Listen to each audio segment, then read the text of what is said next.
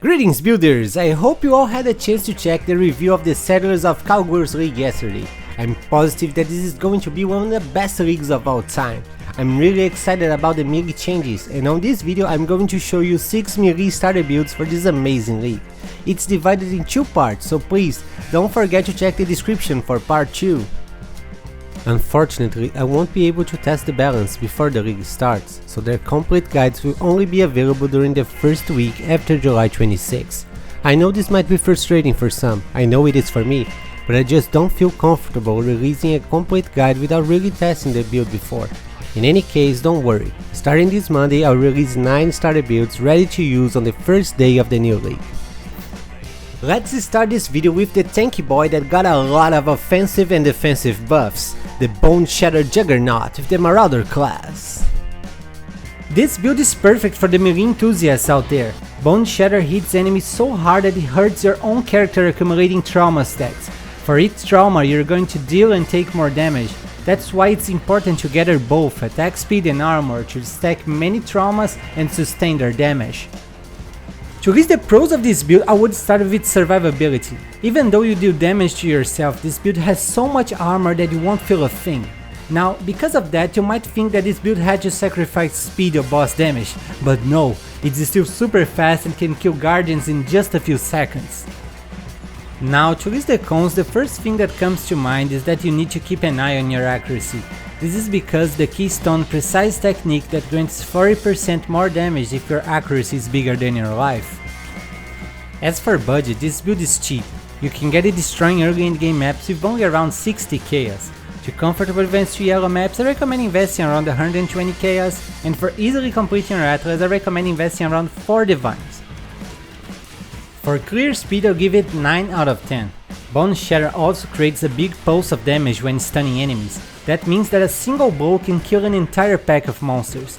Other than that, you stack a lot of attack speed that causes your leaps land to almost teleport you through the map.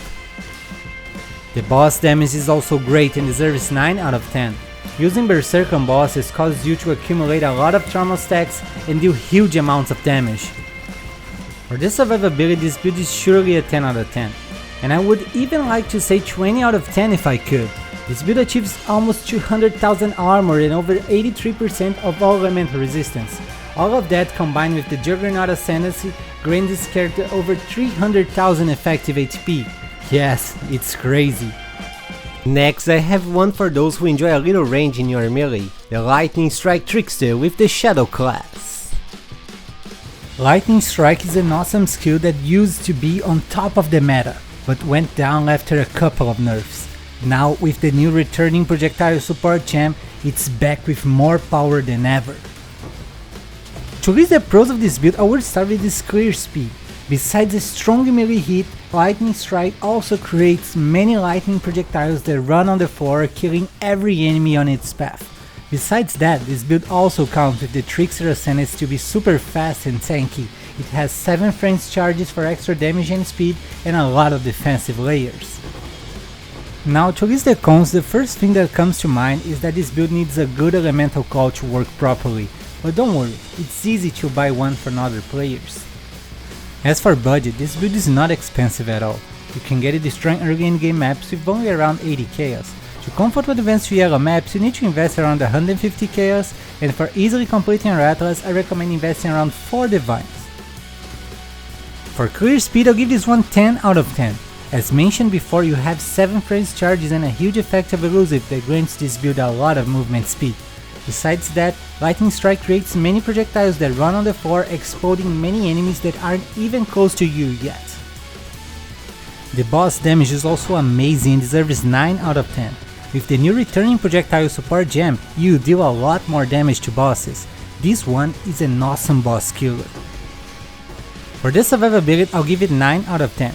This build has over 100,000 effective HP because of high armor, evasion, spell suppression, fortify, and even a trickster buff that causes you to take 40% less damage. Above all, you are immune to freeze and stuns. Finally, we have my favorite melee build, the Cyclone of Tumult Slayer with the Duelist class. The last PoE expansion brought the Transfigured gems with it. This means an alternative version of active steel gems. The Cyclone skill got the Cyclone of Tumult. It is a Cyclone wider and more powerful, but with the downside of being a lot slower. However, with an easy trick we can remove this downside and simply have a Cyclone with 33% more damage and 40% more error effect. To list the pros of this build, I would start with its clear speed. It's just amazing to be always moving and massacring all the poor enemies on the way. The boss damage is also incredible. Once the build is done, you are going to kill even the big bosses in just a matter of seconds. And above all of that, this build is very simple and easy to put together. Now, to list the cons, I would point a few important issues and I'd like to ask you to pay close attention here. You see, this build has a great survivability once it's done, but when you're leveling your character you need to pace your progression, because you're always very close to enemies. If you're not prepared, you are going to die. So take the extra time to pick up a few more levels before progressing to a high tier content. Another useful tip about your survivability is how to deal with stuns. On this build, you get stun immunity with cluster duels, but not everyone can afford them right away. If that's your case, or if you're just having problems with stuns sooner, do this simple trick of picking those evasion nodes and this mastery. Believe me, it helps a lot. As for budget, you can get it destroying early endgame maps with only around 19 chaos. To comfortably advance to yellow maps, you need to invest around 115 chaos, and for easily completing your atlas, I recommend investing around 6 divines. You only need one mandatory unique item for this build, the Stampede boots that guarantee that your movement speed will always be 150% of its pace. This means that the downside of Cyclone of Tumult will mean absolutely nothing to us. For clear speed, I'll give it 9 out of 10. Cyclone never stops moving and has a huge arrow effect, so you can farm your maps without the need to stop for casting or anything like that. It's just awesome and very satisfying. The boss damage is just amazing, deserves 10 out of 10. When this build is done, you're going to easily achieve over 15 million DPS that is more than enough to destroy bosses in just seconds. Now for the survivability, I'll give it 9 out of 10. This build achieves over 100,000 effective HP because of high armor, evasion, spell suppression, fortify, and a lot of instant life reach. Now, with the huge arrow effect bonus from Cyclone of Tumult, you don't even need to stay very close to enemies on endgame, what gives you even more survivability.